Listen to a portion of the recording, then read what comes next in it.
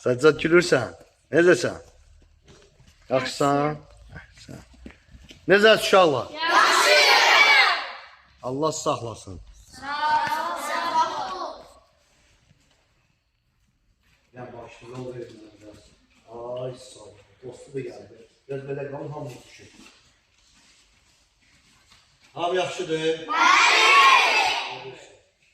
Böyük qardaşız Səccadın gördüyünüz kimi doğum günüdür.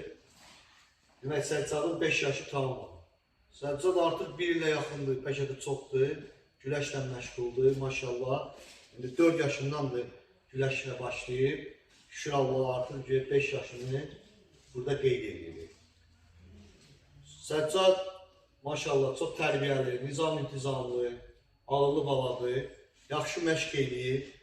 İnşallah tortun üstündən də görünür ki, Səccad həqiqətən çempion olmaq üçün gəlir məşqə. Yəni zala. Yəni elə belə gəlmir, məqsədi var. Həm valideynin məqsədi var, həm də ki, Səccadın öz məqsədi var. İnşallah bizim də məqsədimiz sizin kimi uşaqları yetişdirib Azərbaycan bayrağını eləməkdir, ucalmaqdır. Səccad, səni təbrik edirəm. Atalı analı böyüyəsən, vətənə layiqli övlad olasan. İnşallah universitetə girəsən, akademiyaya girəsən. Respublika çempionu birinci, ikinci Avropa, üçüncü dünya, sonunda da Olimpiya çempionu olasan inşallah. Almışdın, görək.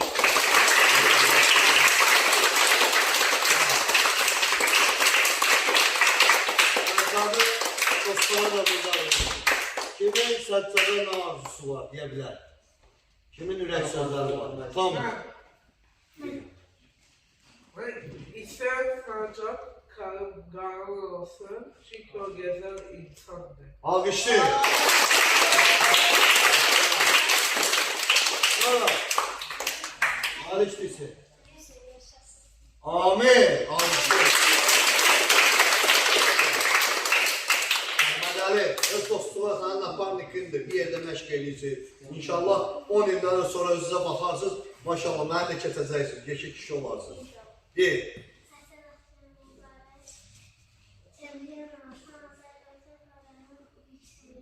Amin.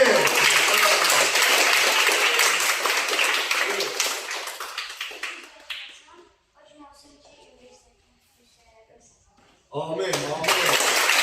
Sonra, bunun adı Səccaddır. Səccada nə arzu edirsən? Səccad günün mübarək, 100 il yaşayasan. İnşallah 5 qat Olimpiya çempionu. Amin. Səccadın əmisi oğlu da buradadır. Qardaşıma nə arzu edirsən? Deyirəm ki, inşallah çempion olur. Amin.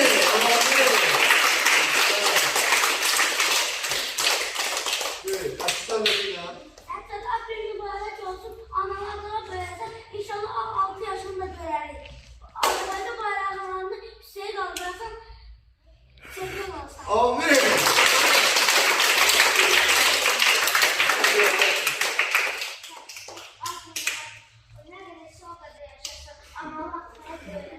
Azərbaycan bayrağını ən mutlu zirvəyə. Amin. Kaçtı. Biraz aferin sana. Allah sənə qarşı analar tanı deyir. Amin. Sonra, hər birimizin arzusu var. Səccadı ad gün mahnısı ilə hamı nə edir? Təbrik edir. Tələs. Bismillahirrahmanirrahim. Başlayın. Amin.